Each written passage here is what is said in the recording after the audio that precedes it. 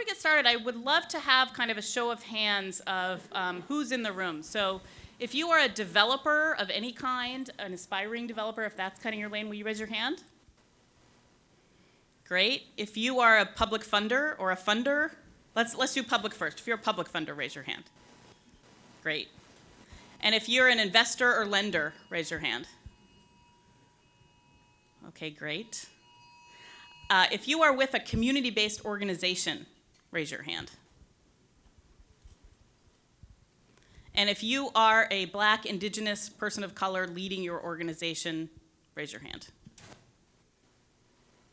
Okay, great. We've got a really good diverse mix of people in the room, which is kind of the theme. So, I just wanted to introduce kind of the concept that we're trying to achieve here. It's a short discussion. We're going to let the panelists introduce themselves briefly, and then we'll have about a 30-minute discussion, and then we'll leave about 10 to 15 minutes at the end for questions. So please, 30 minutes is not too long to remember your question in your mind. Please, try to keep track of it so that we've got a good discussion going at the end. So with that, I'm going to turn it over to our panel. We'll start here at this end with Giulia. If you can each introduce yourselves and your name, your organization, and I don't want the whole background of your organization. I just want what you're most excited about your organization doing right now. Hi, everyone. My name is Giulia Pasciuto. I use she and her pronouns, and I'm with the Seattle Equitable Development Initiative at the Office of Planning and Community Development.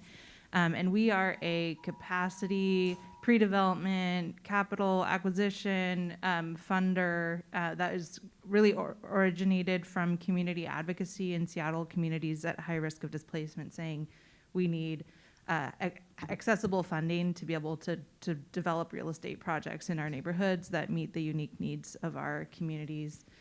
We're not a housing funder per se. I like to say we're a pre-housing funder. So thinking about projects that may include housing in the future, but they really don't have a sense yet of what the development plan is. So I don't know if that's the most exciting thing, but here to talk about risk.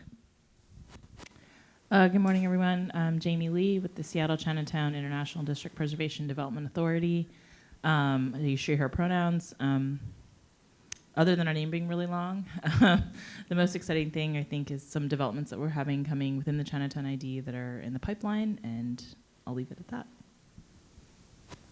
Hello. Good morning, everyone. My name is Bilan Aden. I am the Associate Director and Co-founder of African Community Housing and Development, and we're based in SCIDpda. And I guess one of the exciting things is that we're moving into the development space. We provide wraparound services for the African diaspora community, and one thing we're really excited about is just that we have some projects in the pipeline in the Rainier Valley as well as SeaTac.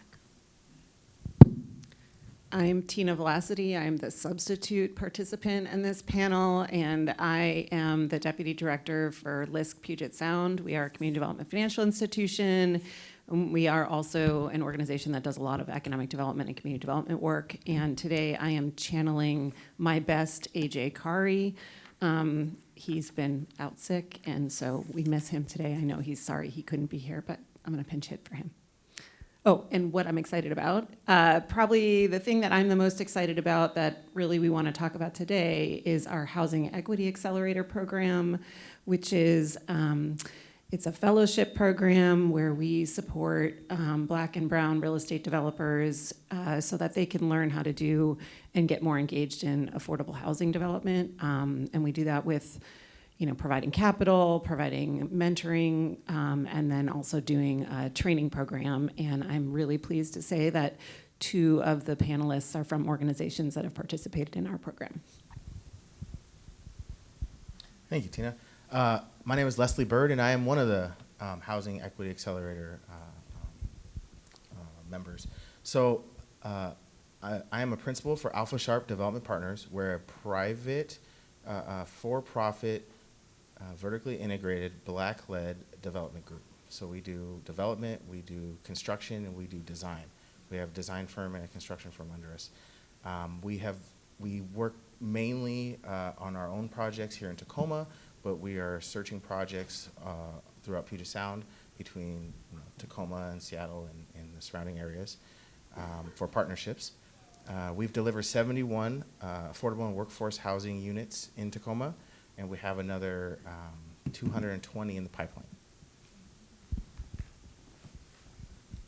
Thank you very much. It's great to have you all here today. We're going to start with kind of an open question, specifically for the non-funders in the group, which is just what are some common well, we'll start with what is the biggest hurdle in terms of financing that that your organization is facing today. We're going to focus this discussion really on access to capital, with a kind of an emphasis on two themes: risk and support.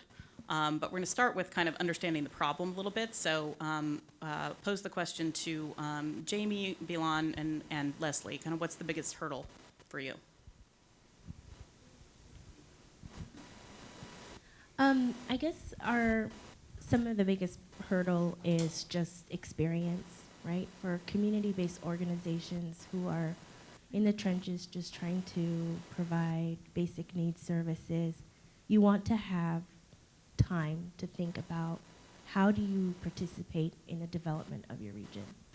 Oftentimes the community we serve are considered just consumers, and you've seen the rapid growth in our region.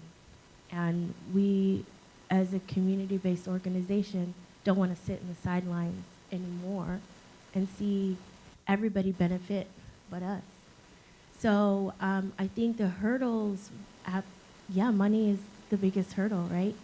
Access to unrestricted dollars so that you can stabilize your organization, that you can hire high-quality folks, experts who can support you in this work. And then to have that time to be able to engage with your community and ask them the right questions of what does development look like for us and how do we participate in this work.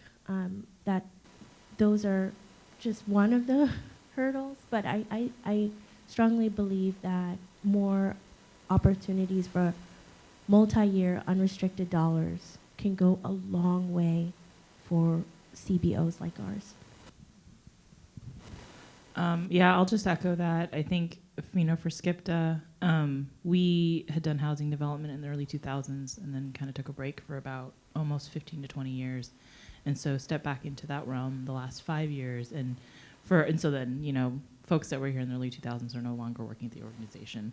So we were really looking to build the capacity within our organization, and we wanted to make sure that we were building capacity with folks from our community, but we didn't have the resources to do it. So it was a lot of, I remember being in rooms and talking about how are we going to learn how to do this? How are we going to figure it out? And are we going to be able to bring on the right amount of staff? And it is only in the last couple months that we've been able to actually expand our development team to 2 people as opposed to 1, when we already have close to 400 units in the pipeline. And so it was really, we're still trying to catch up, but I think one of the conversations is how do we hire staff comfortably and with assurance that we're going to be able to pay them at a competitive rate for a good period of time, and while we're waiting for that developer fee to come through to help fund that work, and so I think I know there's some conversation around giving developer fee earlier to community organizations like ours, so that we are able to comfortably and confidently hire our staff and give them the resources that they need in order to be successful, because that in the long run is really what we want to do. For us, if you asked this question a year plus ago, the standard answer would be equity and quality debt. Our projects we've done with friends and family money and our own money, and we have had to push as much value into it because we weren't coming heavy on the equity side. Now, with the interest rates doing what they're doing and lending terms changing for this kind of feels like down cycle time that we're in, cost becomes a big concern, and permanent financing becomes a bigger concern. The lenders that we were using before, which were great local credit unions, giving us excellent rates in upcycle that we've used for our permanent financing. It becomes things get a little more scrutinized in a now time. So we're pretty confident we can get a construction loan just like we've done before. But the perm takeout is the concerning part. So for us specifically, we know that we have to cut, with the interest rates going up and the cap rates being affected also, we need to cut 10% off our construction costs. Fortunately for us, we're also the construction manager, so maybe we can figure out how to do that. But then the question is, on the backside, our interest rate's still going to rise, and in 12 months, once our projects are finished, will we be able to get a perm takeout based on the debt coverage ratio that we had penciled, 12 months prior? We are actually sitting with a 20-unit building, permits in hand, ready to go for the last 2 months, and we have not broken ground yet because we haven't identified that permanent financing yet and a commitment to that permanent financing. And we're in work with 2 other 20-unit in permitting, and I don't know when we're going to be able to hit the go button because quality construction financing, quality permanent financing committed, it is our biggest risk. So we don't want to move forward without that in place. So I want to turn it back to the funders now and ask you to kind of address some of these barriers. You can also kind of, if you've heard from other organizations that you support, any other barriers that you kind of want to bring up, but I heard kind of pre-development, that period that can be years and years and years long with the most amount of risk for the developer. Where are the sources for that? How are we addressing that? And then I also heard sort of the interest rate environment and the limitations there. If you wanted to kind of talk about what you're doing and what your organization is doing to kind of mitigate some of this.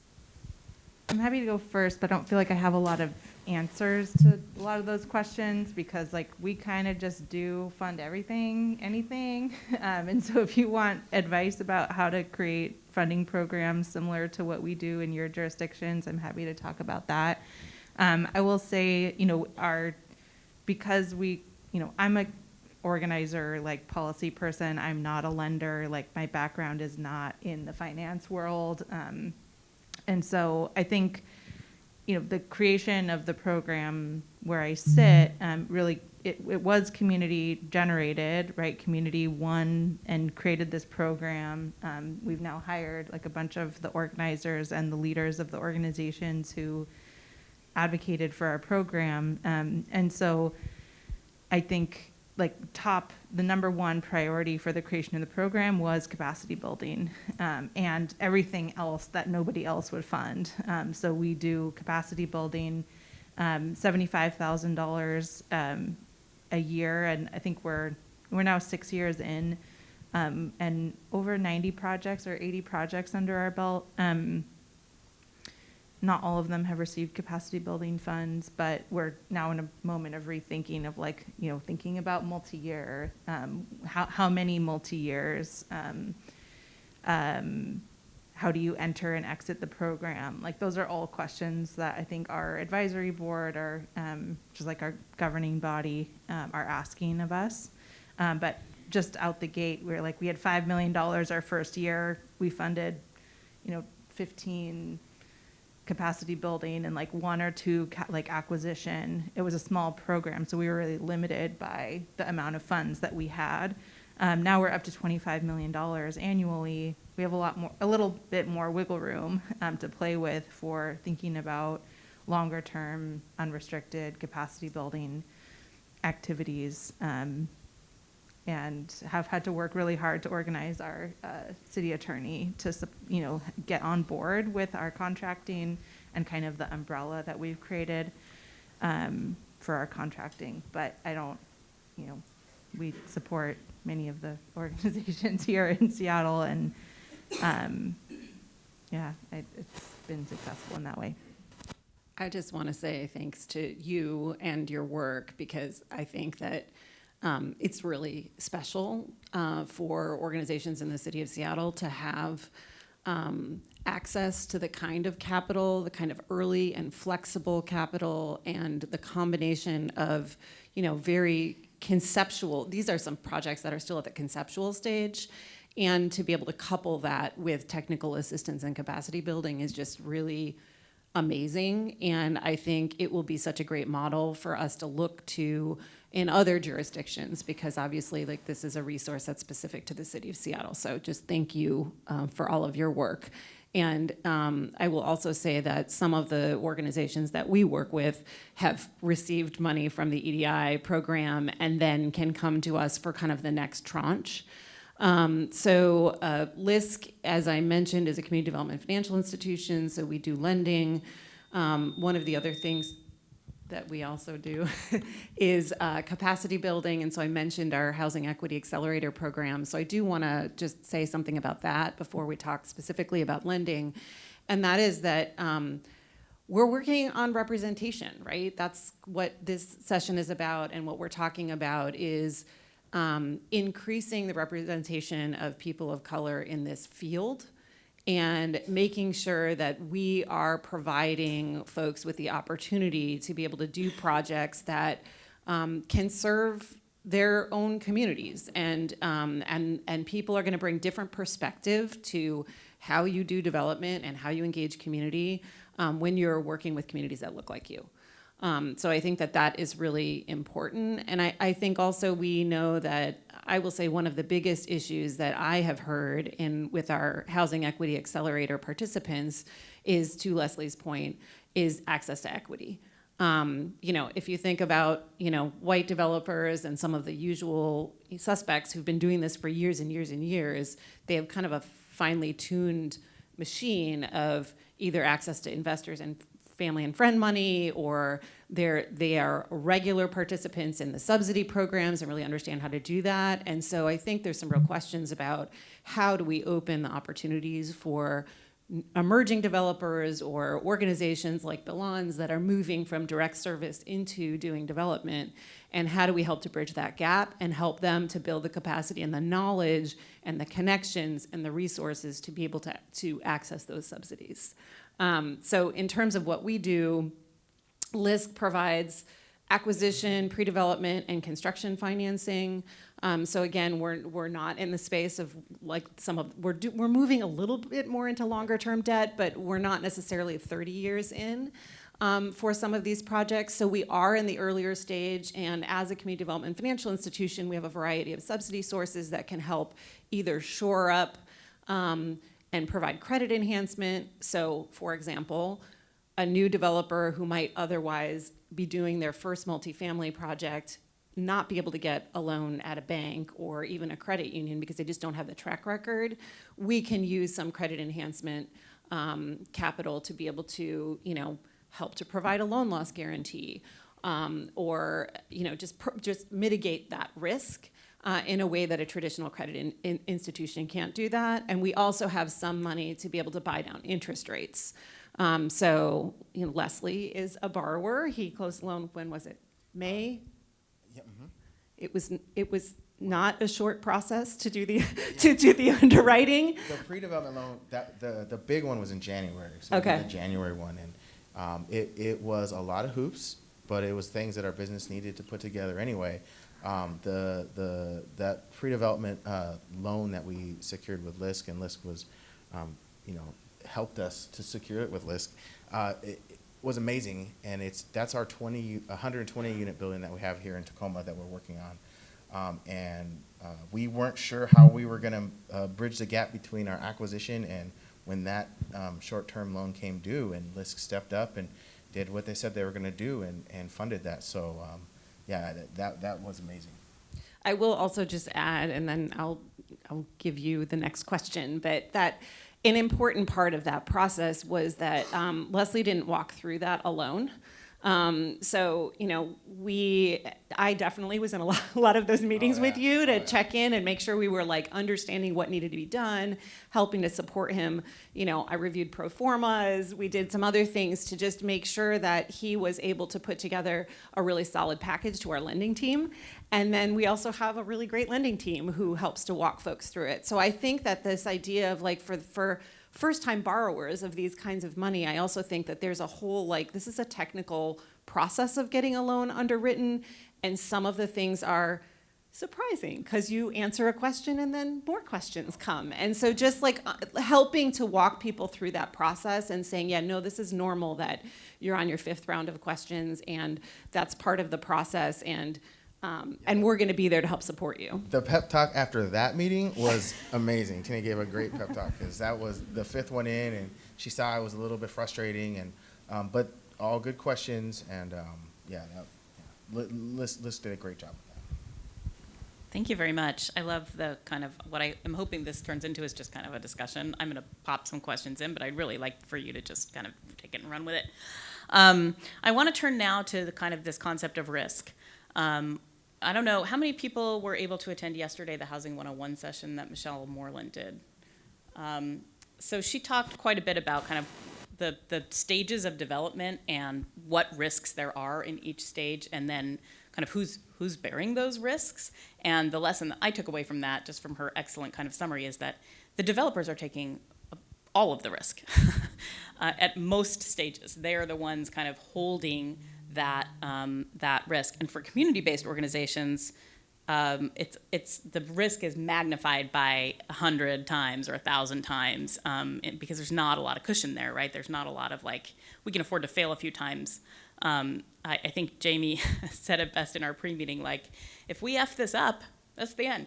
We are not going to be able to get any more money in the future. So I just wanted to address kind of this idea of risk, and in financing community-based organizations, smaller organizations who are at the beginning of their kind of development journey, what level of risk is appropriate for various funding mechanisms, from philanthropic funds to kind of corporate or traditional investors, like let's say we can take them separately. Corporate investors like social impact investors like Amazon.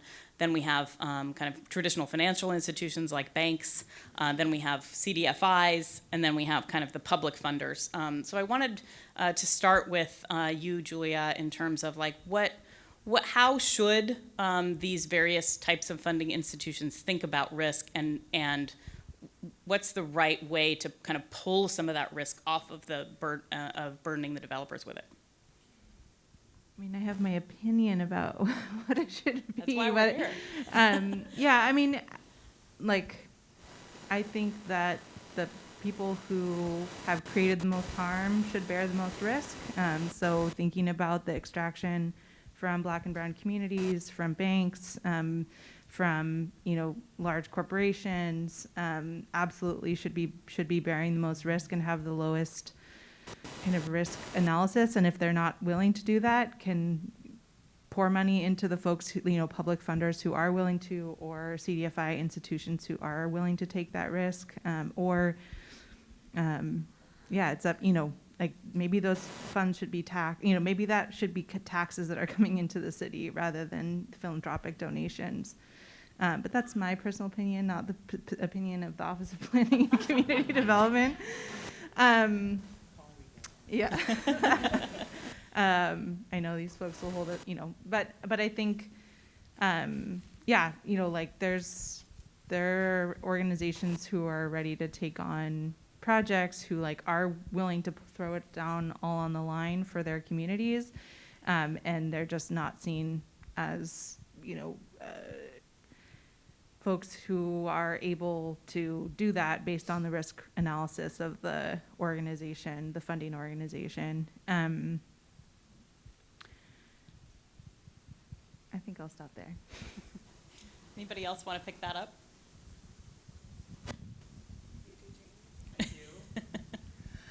I mean, I would agree. So the people that are the least willing to take the risk are the banks. They want the least amount of risk. They want to know that everything's going to come out squeaky clean on the other side, and that if you're at risk, then they're going to screw you over, basically, for lack of a better way to say it. And so I think for us that has been kind of a harsh reality, and like what they have required us to do in terms of partners and guarantees, and like requiring us to kind of take second position in decisions and things like that, until we gain more legitimacy kind of in this realm of development. I think as an organization, we do have to like kind of measure how much risk are we going to take for a certain project? How mission aligned is it? Is this really going to be kind of where we want to, where we want to draw the line of like, we are so in for this, it's so mission aligned that we think that we need to throw hundreds of thousands of dollars towards this. Because when we take a risk, and you know, in addition to developing housing, we have housing that we currently have. We manage those properties. Those are residents there. We have our staff. So those, we're risking that. And so that's a really, I'm actually was having that conversation with myself driving back last night to Seattle of like this project that we're working on. I'm like, how much risk are we going to take? You know, and it's obviously a conversation with my other co-executive director and our finance director and things like that. But it's like, at what point do we stick our neck out almost in some ways to get funders there with us, to get public funders there with us, to be like, look, we're risking this, so come with us on this. And do we need to step out first and say that before they come along? And I don't know. We're still actually really new to this game, and it's a totally different climate than it was like even 5 years ago. And so I think that's some of the stuff that we're asking ourselves. Or I'm having a dialogue with myself right now about it, actually. This is the first time I've said it out loud. So yeah, so I'll stop there. Yeah, I think I echo both what Giulia and Jamie had shared. That term risk sometimes, for us, it really, we do a lot of thinking about that as well. And one of the things is that I often invite, like my favorite thing to do is just invite folks to come to our offices, because seeing is believing. Come see us, come see our work, see how we have invested in our work, in our organization and for our community. And hopefully that will help kind of have funders think outside of just that like checklist of things that they look for to see what's risky. And hopefully that'll minimize some of the risk. But risk really does need to be taken, because if this housing crisis that we're in, it's going to take all of us to be participants of. Not one organization can do it, and and we shouldn't have that burden on one organization to do this work. And I want to just go back to that word time that I mentioned earlier. It takes time to create authentic relationships and build relationships. We were just talking about if you don't have any experience, you won't really have access to these capitals. So I need time to to find out who are the players, who's mission aligned with my values, with our community's values and priorities. And then it takes time, like dating or marriage. It doesn't happen overnight. So I need that 6 months, 1 year, courting each other, figuring out what we're doing, and then understand what are our agreements. How are we going to create an agreement together to be in partnership? And that takes money, and it takes experts too. So all of that, I say that to say just, it really behooves us to all think about that word risk in a way where it's like, these community-based organizations, they're here to stay.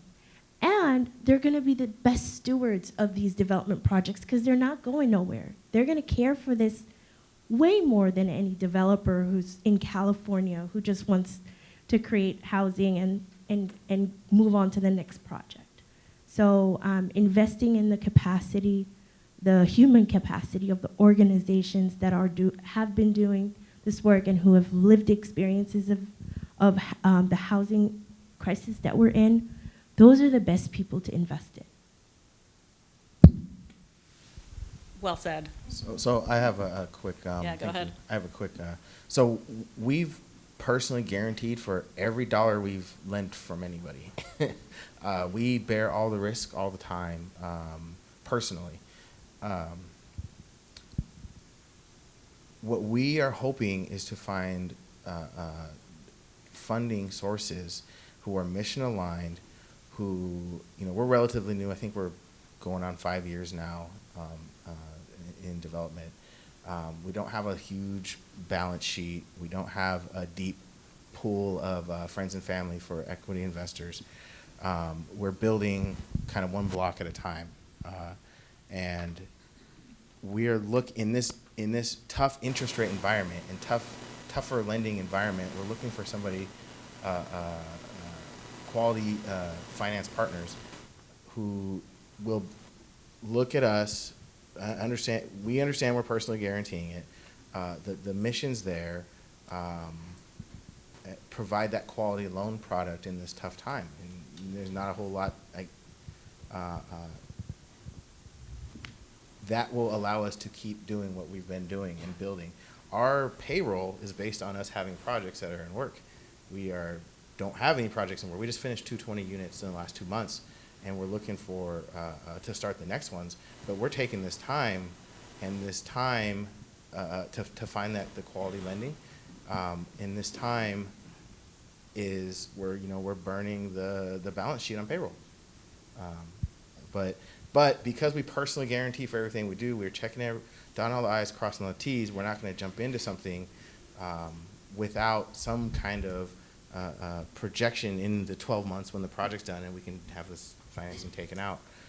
So that's our risk profile. We're already all the way in it. We need someone to be in it with us to help us, keep everything that we have and not lose it all, being the personal guarantors. So that's what we see on our the for-profit side. So Tina, to you, just to kind of wrap it up, how, as the lender on the panel, how do you approach kind of assessing risk for your own organization, and maybe kind of how is it different from maybe more traditional, banks and the way they underwrite? I would say that the job of community development financial institutions is to be in the gap. So we should be between philanthropy and banks in terms of our risk profile. I think that, one of the challenges that any financial institution faces is that we are using other people's money. And so we have to be realistic about what the expectation is of those funders, because lots of times that money isn't our money forever. It's, they're investing it in us and expecting a return. So the flavor of money also really determines the kind of risk. So when I talked a little bit earlier about credit enhancements and interest rate buy downs, so the more philanthropy we're able to raise, the more flexible our lending terms can be, and the more risk we can take, right? So I think that part of it is just important to understand, and there's a lot of it would be nice to do certain things, but the source of the funds makes a difference. So Mackenzie Scott's gift to LISC was a huge part of our ability to take on risk, and Leslie was a beneficiary of that. Some of those funds went into his project. So thank you to her for being a different kind of philanthropist. I think the other thing too is that I'm not a lender now. I'm kind of our lender liaison, but I am not the person that underwrites loans. I do have a long time history as a small business lender. And one of the things I learned as a lender is you never do yourself a favor to pretend that there's not risk or to not identify the risk there is. So the best thing that you can do when you're going to a lender because it's part of us knowing that you're a good manager of the project, that you have thought about all the risks. And so I think the thing is to be able to identify those, to be able to talk about, what are the scenarios, how are you mitigating it on your team or with your own kind of resources? And I think that gives a lot of confidence to lenders that you have thought about all the things. What we don't want is to have in the underwriting process us identify risks that you hadn't thought of. That makes us nervous, right? Lenders don't like to be surprised. And I think that, so I think the more that we can do, and I'll switch from talking about lending to talking about capacity building, but the more we can do to make sure that we are addressing readiness, loan readiness, of making sure that our Housing Equity Accelerator fellows have a really good understanding of the development process, understand how to put together good pro formas, are good consumers of consultants so that they can build their teams. Those are the things we can do to also help make sure that during the underwriting process that people are putting their best foot forward, and that the lenders that they're working with feel really confident that they are surrounded by supports, that they have folks to call on if things go a little bit sideways, because they always do in projects, and that our job is to really walk with them through that process. Because one of the things, and again, poor Leslie, he's going to be my example, but in underwriting his loan, one of the things that our lending team asked for was recommendations from people who could vouch for Leslie's experience and capacity and smarts. And so because he was a part of the Housing Equity Accelerator program and he had business advisors through the program, those folks could write letters of recommendation for him. And so, those are some of the things that we're doing. And so that works together with our lending at LISC. And we're super proud of that. We're really excited about this, this cohort, and then hopefully the next cohort that's gonna come down the road, and being able to really try and set them up for success. Yeah, that's a great kind of segue to the next part of the conversation, which is about, from a policy perspective, I think a lot of us are trying to open doors that have been closed for a long time to marginalized groups who have been intentionally under-resourced and under-invested in.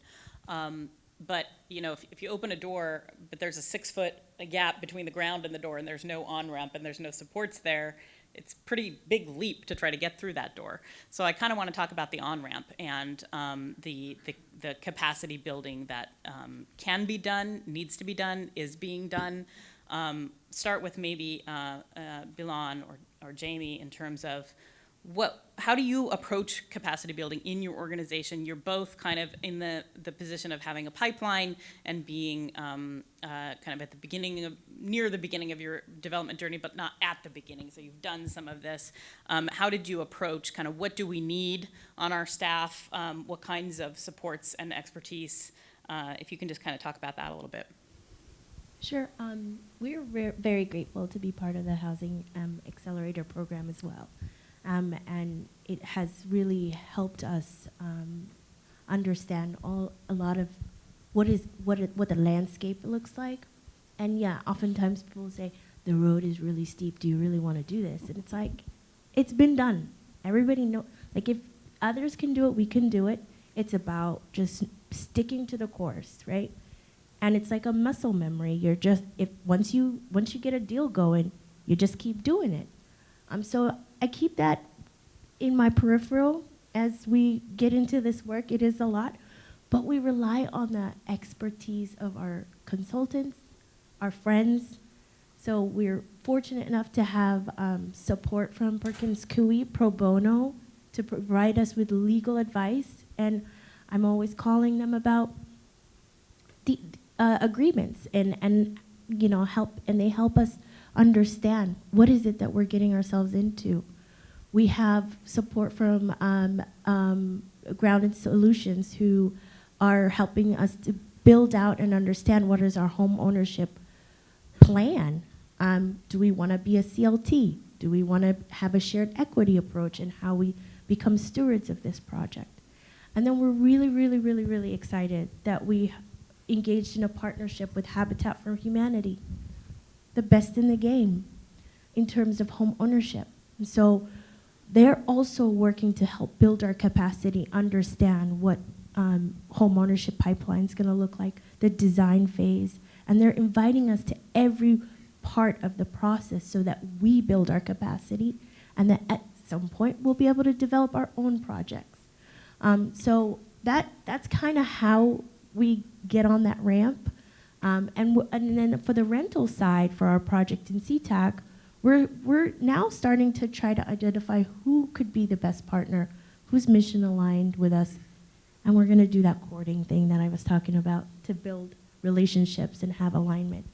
So that's how we approach this work. But again, not all money is created equal, and so you want to, as a newbie, because you need the time to prepare, you want to try to work, identify who is out there that can give you pre-development money, that could give you trust-based philanthropy, so that you can do this intentionally and with a thoughtful approach?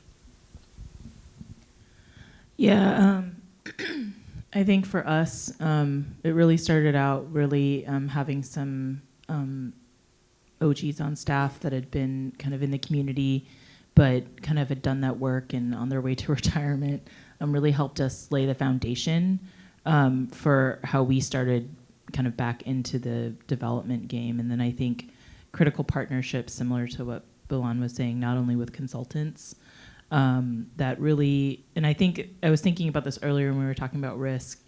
We have partnerships with consultants, as well as Community Roots Housing was our initial partner on our project up at Yesler Terrace, and I think there was a lot of kind of trust in those partnerships and the consultants, and kind of that risk of like being that they were listening to what we really needed and what the way we wanted to approach affordable housing development. And I think that has really helped us just learn like what it is. And we partner with edge developers, which Joel's here somewhere probably. And like I remember he's the one, he'll introduce us to folks. He'll be like, this is SCIDpda, this is Jamie, this is what's MICO, things like that. I think that really helped us be able to have people on staff. I mean, this is about 5-6 years ago this started. I'd been at the PDA for maybe 4 years at that point. And so I was sitting in these meetings where I didn't understand what people were talking about. So I'd write things down and Google it later. And, but it was really just like over and over and over again, having these conversations that helped build the capacity with the staff that were already there. And then now we're able to hopefully be successful as we move on. But I do think it is like, and I also rely on my attorney a lot, also to explain things to me. And so that, and just really finding the people that are in the field that you trust, and that like will be able to like, I don't know how many times I say, can I ask what I think might be a stupid question? And they're like, nothing stupid, Jamie. And I'm like, okay, well, this one might be stupid, but but I mean, you kind of have to be not afraid to do that so that I understand what we're talking about. And so that's kind of how we've done it. The acronyms, oh my gosh. Oh my gosh.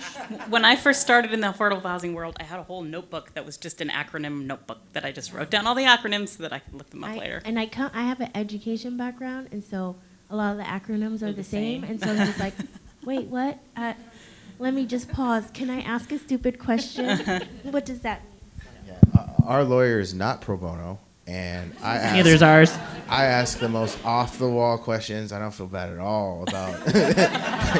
I'm paying for this time. You need to explain what this word means here. So yeah. Yeah, Giulia, I wanted to give you a chance to jump in on capacity building. How do I want to frame this? I think, the organizations that we fund, like there's several of them who want to be in the development sphere, who like they want to grow, they want to have multiple projects.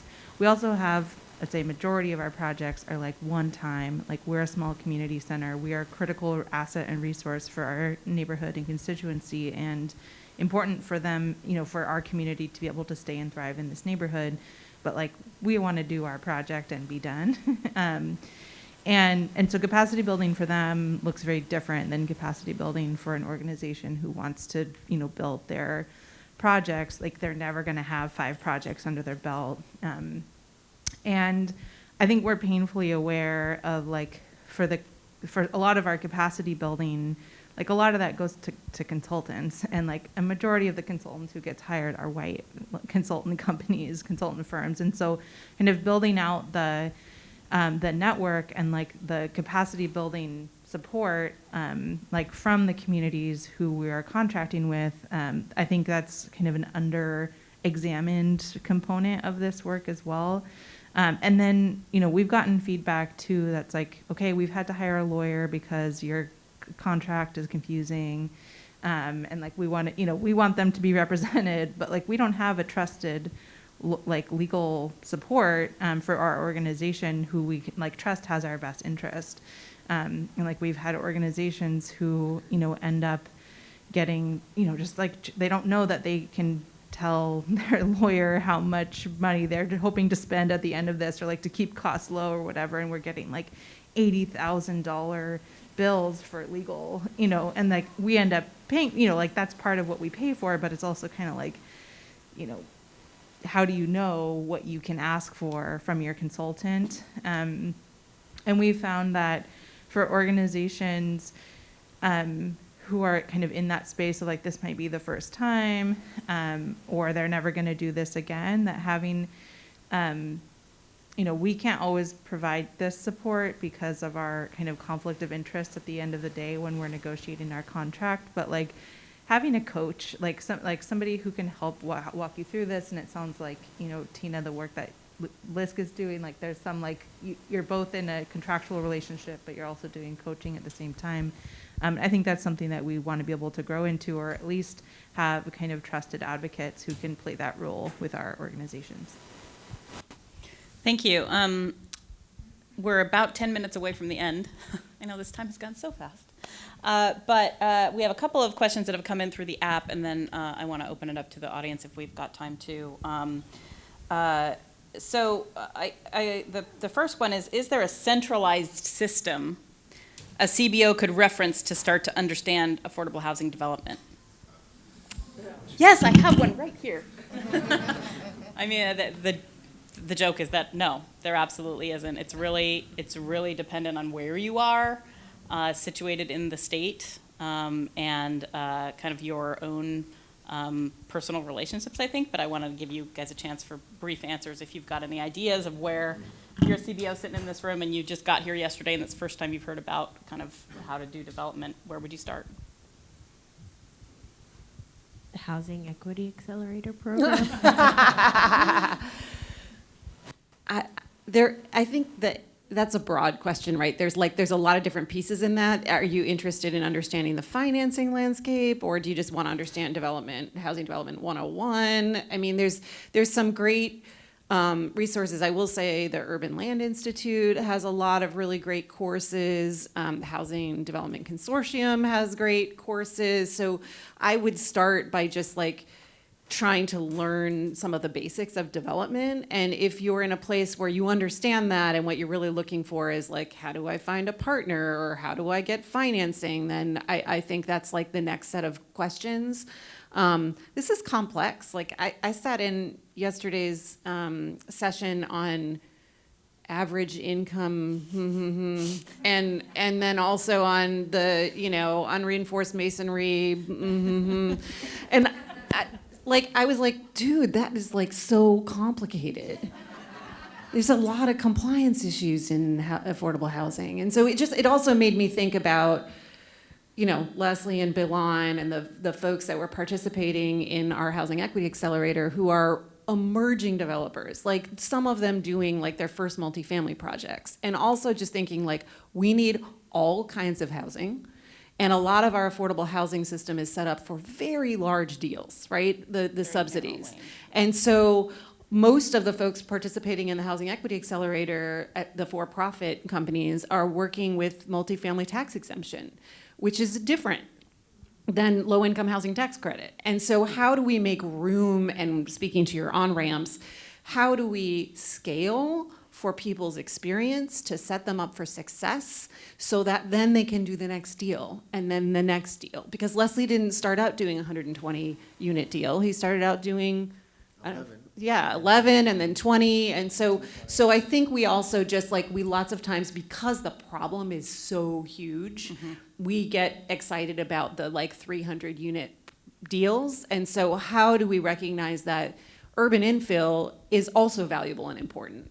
And backyard cottages are important, and we need to be doing all of this. And so looking at the whole continuum and supporting people all along that, because if some of the folks who are coming out of the Housing Equity Accelerator decide they're going to do DADUs and ADUs as their long-term business, great.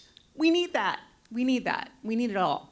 So Yeah, I think I don't know what the question was, but that was the answer. Lots of times we talk, I think lots of times we talk about the problem of scale in terms of we have a good solution that works in this area, we need to scale it up. And I think in this world, we have the opposite problem, which is that we have good tools for giant developments, and we need to figure out how to scale it down.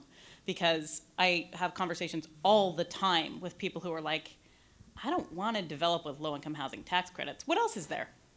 And it's just a very limited menu. So I think that's a feedback for public funders in particular. Like, how can we be more creative in creating more tools, and maybe in partnership with some private investors. But wanted to give you, if you want to jump in on this, like where would you start if you're a CBO? I just have a kind of extension of your last point, which is that as a public funder, and I think we don't experience the same pressure as like the Office of Housing does with the levy funding, but like the expectation of production and efficiency of resources, and I think also, our risk and not like the global risk analysis, we end up with like a lot of homogeneity. Yeah, you said it right. Of our projects, right? Like they're all 6 units, 1 or 2 bedrooms, maybe a few more larger scale units. And I think we lose a lot of the creativity of the like communities, who are most impacted, who are trying to build up and grow their capacity, to like have smaller projects, have bigger units, like have childcare facility. Like there's all of these things that we also need to include and incorporate into our projects. And I think our funding landscape prevents us from doing that. Okay, there is one more question in the app that I may get to, but I wanted to open it up. We only have 5 more minutes, and I want to know if anybody has any burning questions for the panel in the audience here. No burning questions. One. So I'm coming from Southwest Washington. Oh yeah, thanks. Thank you. So I'm coming from Southwest Washington, and I'm from the Vancouver Housing Authority. We're kind of one of the few developers in our area. And we have CBOs coming from the Portland metro region to our organization looking to break into affordable housing in Washington.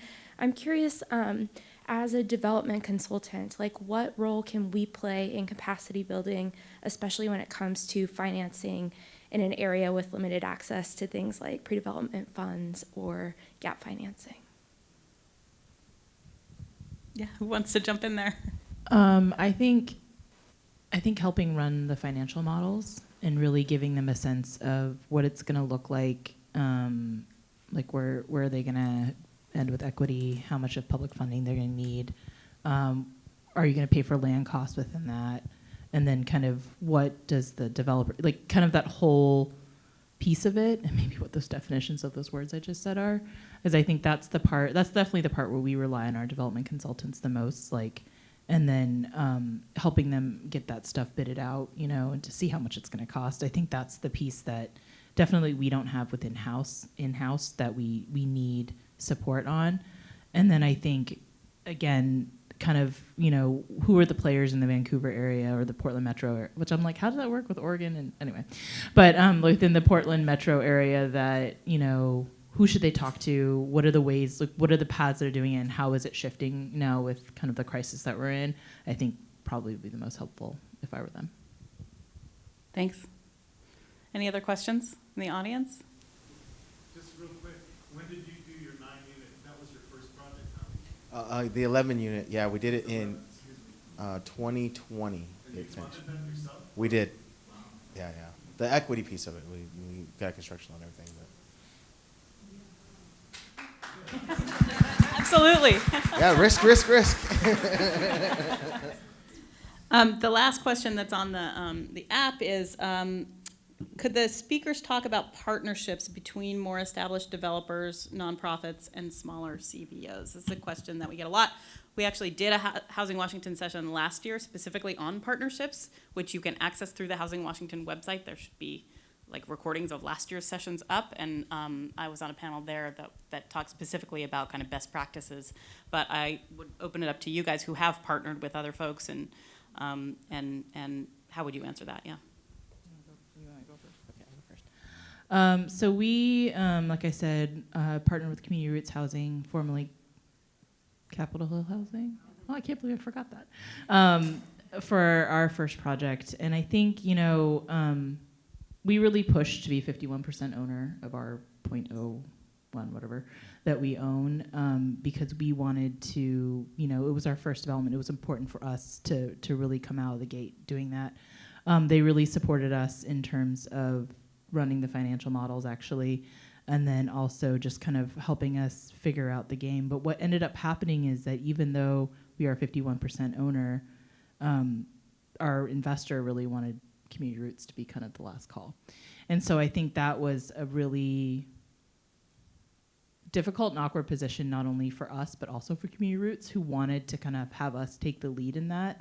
I think they've been a good partner, and we're in the point where we're leasing up, and we went through, like, you know, that project we started working on in 2018, so we went through the pandemic and then the concrete strike, and we were at the point with the concrete strike, right, like it happened the day before we were gonna pour our podium. And so the project sat vacant in the rain for like a really long time. And so I think that that partnership we've learned a lot from, and we're still working with them as we move into leasing and then stabilization. And it's just, you know, that's where we've really been trying to rely on them, and kind of, you know, I have these conversations with Chris Persons, who's their executive director, about, like, you know, what's happened in the past and kind of how, and so there has to be kind of that dialogue kind of on all levels of our organization. So our marketing folks work with them, our property operations folks work with them, our asset people work with them, our finance people work with them. So it's kind of throughout the organization that they've really kind of grasp the partnership. It's not always been the best and easy, but you kind of want to talk through and work through those issues and not let a small problem become a bigger one. We are also partnering with, kind of on the other way, with the Friends of Little Saigon, which is an organization within the CID that is an exact example what Giulia was talking about, where they are going to develop one thing. It's going to be their cultural center, and that's probably it. And so we're learning from other, like, things that we did with our other partners, where, like, everybody should have their own development consultant. We should definitely have our own attorneys. You have everybody look at the joint development agreements or whatever you have, because we wanted to make sure that FLS, even though we're like the same family, we're still two different organizations, that we make sure that they are getting what they want out of the project while we are also supporting them in doing that. And so I think while there's trust there, you also need to understand that you are two separate organizations, and you do need to make sure that your goals are clear and that people know it. Appreciate that. We are at time. Sorry. So I knew that I would feel this way at the end of the session, which is like we could go another hour. Stay tuned, maybe for next year, or find any one of us if you have any specific questions afterwards. But I want to thank you for coming. Please take some of these lessons into your own practices and figure out how you can make this space bigger, make those on-ramps stronger, make those doors more open. Appreciate you, and go have lunch.